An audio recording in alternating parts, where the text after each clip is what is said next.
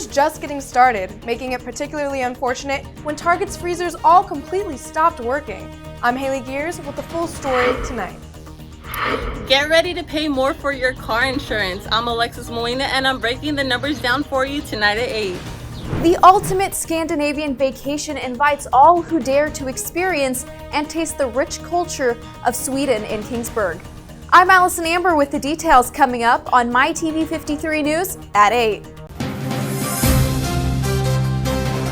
New, local, unique. MyTV 53 News at 8 starts right now.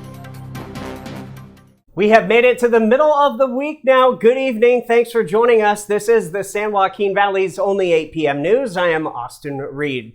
Our top story is something you'll see first on 53.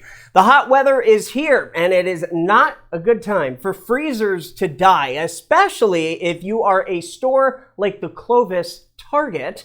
Reporter Haley Gears joins us from the News Center with our top story. Haley. Well, Austin, it was quite the disappointment for local customers when earlier today, all of the fridges in a Clovis Target on Willow and Herndon completely stopped working. There's been no update as to what caused this sudden failure in equipment. However, it has prevented the store from selling any of their frozen or refrigerated products. All of the aisles in the chilled section were quickly roped off in order to prevent customers from purchasing the potentially spoiled items. All the frozen food was gone, the fridges were empty, the aisles were empty. But like how many aisles? Is it pretty large? The whole back row of freezers were empty. And was there still food in there or? Completely empty. Staff were then seen emptying out each freezer and removing all of the products, and there has been no communication as to what will come of all the food that has been taken out. This certainly is an unfortunate time to have this specific complication during a hot Central Valley summer. Hopefully the fridges will be back up and running soon. Reporting from the newsroom, Haley Gears, MyTV 53 News at 8. All right, Haley. Well, new tonight from Clovis Unified, 2 campuses within the district were without working air conditioning today. According to CUSD, both Rayburn Intermediate and Clovis East High were impacted by this air conditioning outage. Teams have actually been on scene since late last night. We'll keep you updated.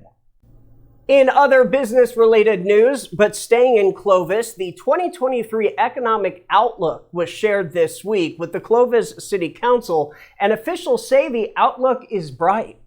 There's the Nordstrom Rack. Some of you maybe have spent some money there recently. Thank you if you have. It takes a lot of time, effort to bring in a new business to the city of Clovis. The folks behind me who you have already spoke, they all play a role when a new business comes to town, whether it be PDS, fire, public utilities, everyone plays a role. And we're very happy to have them in town. The business wins when they come to town, the commercial development wins, and residents win, being able to shop in a new place and also with the tax revenue.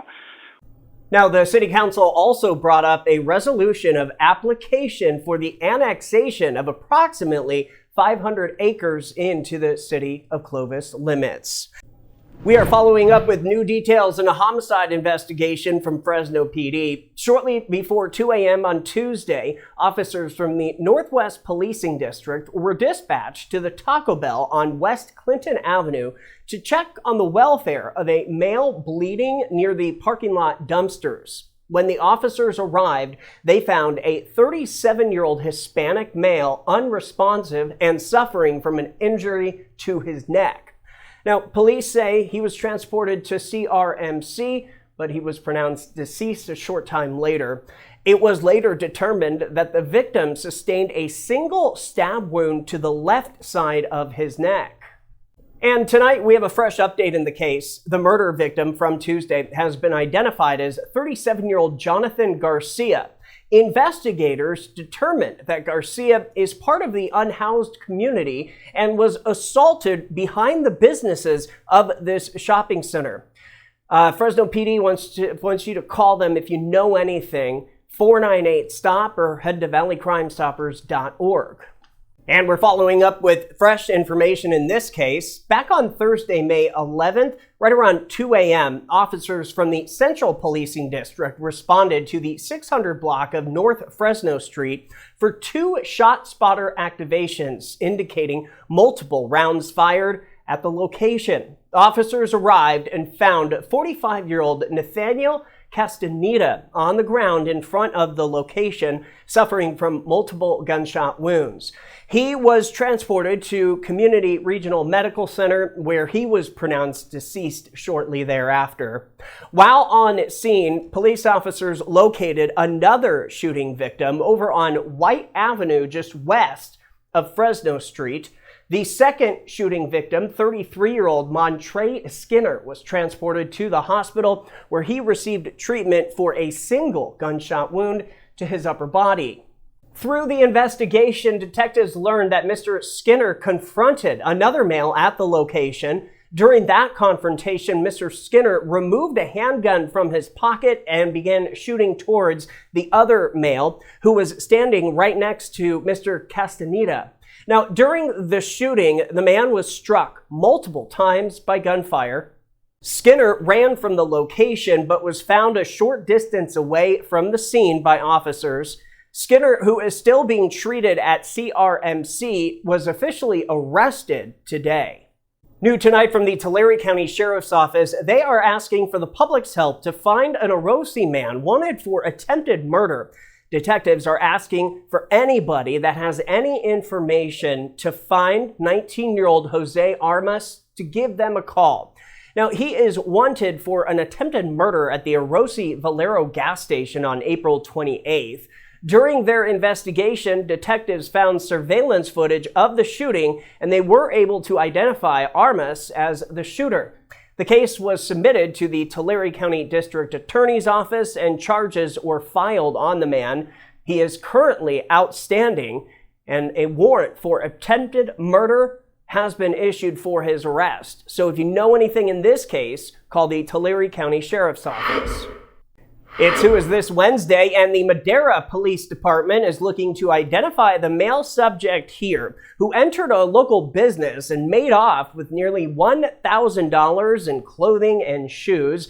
If you recognize this suspect or have any information, call Valley Crime Stoppers 498-STOP. As in all cases, callers can remain anonymous.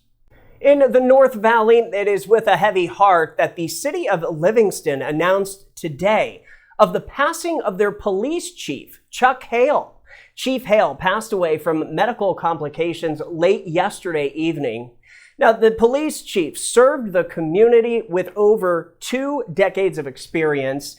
Tonight, the city definitely wants to thank Chief Hale for his, what they're calling, selfless service, commitment, and dedication to making the North Valley town a safer place. Well, the mayor of Merced, along with council member Sarah Boyle, came back home today after they took a visit to the Federal Aviation Administration building in Washington, D.C. This happened last week. It was all to discuss the replacement of the Merced Airport Terminal with FAA officials and to ensure federal support for the project. Now, on Monday, the City Council actually accepted an FAA grant for the project, and they will be awarding the construction contract and breaking ground on the brand new Merced Yosemite Regional Air Terminal sometime late this summer. New tonight, we have a crash to tell you about, which happened earlier today. A multi-vehicle accident occurred on westbound State Route 180 to southbound State Route 41. This happened right around the noon hour. Thankfully, no injuries were reported. Just time consuming to clear the wreckage for authorities. No word yet on the cause of this crash. And finally, in your first few minutes of nonstop news, speaking of driving, get ready to pay more money on your insurance starting this month. New tonight, reporter Alexis Molina has all the details. Here's what you need to know. The California Insurance Commissioner has approved rate increases for 6 of California's largest auto insurers. One of the new billing cycles started today. The Molly Fool says the rate increases are expected to raise insurance rates by anywhere from $71 to $167 per policyholder on average. Despite being one of the most expensive states to live in, California auto insurance rates are actually pretty affordable. Right now, drivers pay a few $100s less than the national average, but that could be changing soon. California Insurance Commissioner Ricardo Lara has approved auto insurance rate hikes for the top 6 carriers in the state over the last few months. This is expected to cost drivers billions of dollars. In the last year or so, insurance policy premiums from insurance carriers has dramatically increased due to a number of factors that are existing that's impacting the insurance market. We are breaking down the numbers for you tonight. The Motley Fool says to expect to pay more with State Farm, $71 average increase per policyholder. Auto Club of Southern California, $140 average increase per policyholder. Mercury Insurance, $80 average increase per vehicle. Farmers, $98 average increase per policyholder. Geico, $125 average increase per policyholder, and Allstate, $167 average increase per policyholder. And pretty much told insurance companies that they had to freeze their rates during the pandemic. Reason being, or the rationale on the part of the Department of Insurance, was that insureds or policyholders, customers like you and I, were not driving on the roadways during that period because of stay-at-home orders. Many, including Consumer Watchdog, feel the rate hikes are unjustified, but unfortunately there's not much that the average driver can do to change the insurance commissioner's mind. Reporting for MyTV 53 News at 8, I'm Alexis Molina. Austin, back to you. Okay, Alexis, we appreciate that. It is Wednesday night. MyTV 53 News at 8 is just getting started. Still ahead, the Swedish festival kicks off tomorrow in Kingsburg. Alice and Amber will preview the fun for us. Plus, we are getting closer to the weekend. How is it looking weather-wise? We've got your full weather forecast. New, local, unique. This is MyTV 53 News at 8, and we are back in a little over 2 minutes.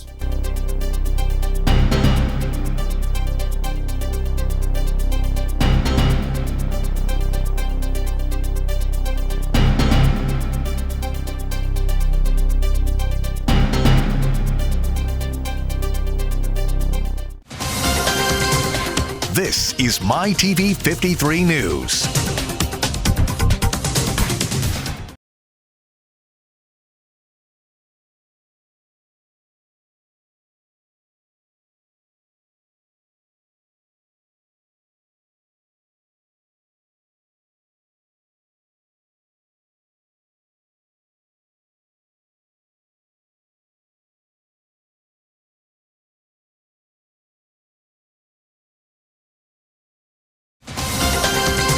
New, local, unique with Austin Reed. You're watching MyTV 53 News at 8.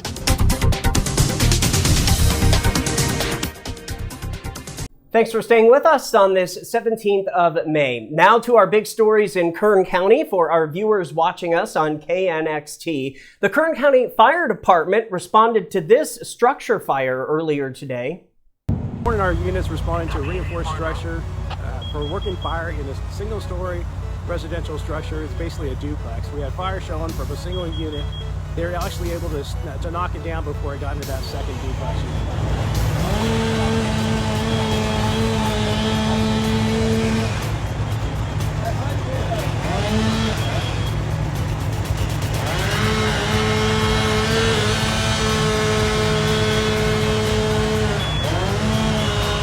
In the meantime, the Kern County Fire Department is monitoring water levels as the county prepares for potential flooding due to snowmelt, especially as the warmer weather is here now.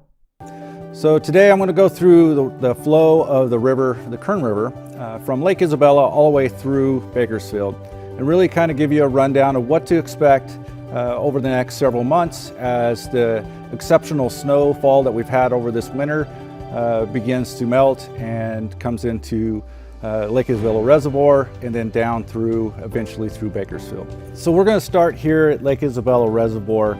So as we look at the reservoir, as the water initially comes into the reservoir, the capacity of Lake Isabella is 570,000 acre feet is what it has. Once it gets to that portion, it would come over the spillway at that point. And when you'll hear spillage and different terminology, that is what we're talking about when it comes to the spillway. And check this out. Last night, the Kern County officials came together with the public at the Goodman Community Center for a flood preparation meeting. They will be doing this same thing in other areas throughout the county at risk for potential flooding. They'll be doing this over the next couple of weeks. For more information, just head to kerncounty.com. Back up north, where we head to Kingsburg now. The Swedish Festival kicks off tomorrow. New Tonight reporter Allison Amber has a preview for us. Kingsburg will be hosting its annual Swedish Festival starting this Thursday night. The festival will begin with the pea soup and Swedish pancake supper at 5:30 p.m. to 7 p.m. On Friday night, there will be a Swedish smorgasbord and a heritage program that will take place from 5:30 p.m. to 7:30 p.m. Then finally, on Saturday, the festival will come to an end with the festival parade, vendors, and heritage activities from 9 a.m. to 6 p.m. I spoke with Steve Safarjan this week, and here's what he had to say regarding the festival. Swedish Festival has been happening for about 57 years now. It's an annual event, and it kind of is something that the town celebrates our founding fathers of our community. It was founded by the Swedish people, and it was at one time over 90% of the population of Kingsburg was all Swedish. And so we kind of respect that, and we think we've got a great community, not made up of all Swedes anymore, but we still honor that heritage. Besides the many great shops and restaurants on Draper Street in downtown Kingsburg, you can also find the Swedish Cultural Village. Here you can experience Swedish culture as you discover many food and craft booths and enjoy the entertainment. For additional information, contact the Kingsburg Chamber at 559-897-1111. Reporting in the newsroom, I'm Allison Amber with MyTV 53 News at 8. Kingsburg, our little Sweden. Very cool. Thank you so much, Allison. We appreciate that. MyTV 53 News continues with the Valley's local forecast. Out of the stillness, soft-spoken words say it again. I love you, always, forever, near and far, closer together, everywhere. I will be with you, everything I will do for you. I love you, always, forever, near and far, closer together, everywhere. I will be with you, everything I will do for you. You've got the most unbelievable blue eyes I've ever seen. You've got me almost melt away as we lay there.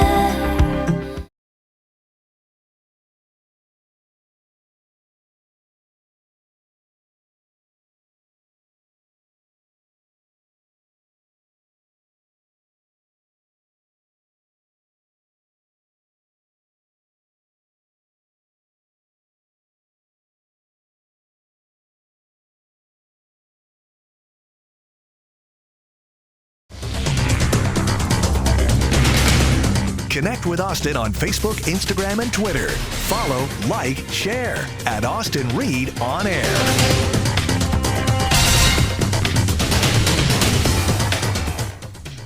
Hey, thanks so much for staying with us. Researchers at the University of Southern California are using new machines learning to analyze brain scans to better protect and predict diseases associated with aging. From Voice of America, here is reporter Gina Dulot. She has the story now from Los Angeles.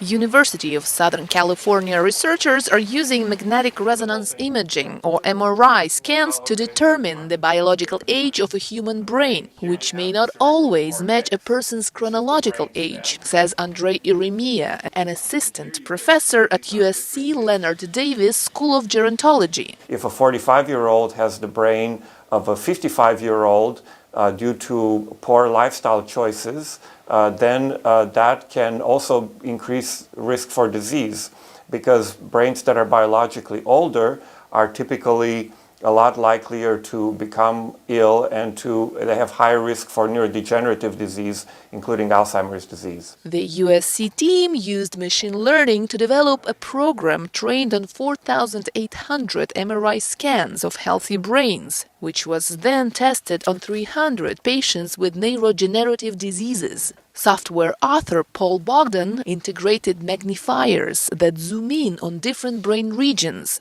into the program's deep learning architecture. The role of the deep learning architecture is to look at each region in the three-dimensional space, see if that particular region contributes to predicting the age, and if it does, it also quantifies how much it can help to predict the age of the brain. Bogdan says that magnification allows for richer analysis of brain aging between men and women because each gender has different changes happening in different areas of the brain. Jenny Adulo for VOA News, Los Angeles. Hey, in sports shorts tonight, this past weekend, MyTV 53 aired the 559 Fights live. Now, if you missed it, no worries, because 559 Fights number 98 is coming next month, June 24th at Valley Strong Ballpark. Doors open at 6 p.m. First fight starts at 7. Fight card is subject to change. Ticket info will be coming soon, so either watch it in person in June or live right here on MyTV 53. We'll be right back.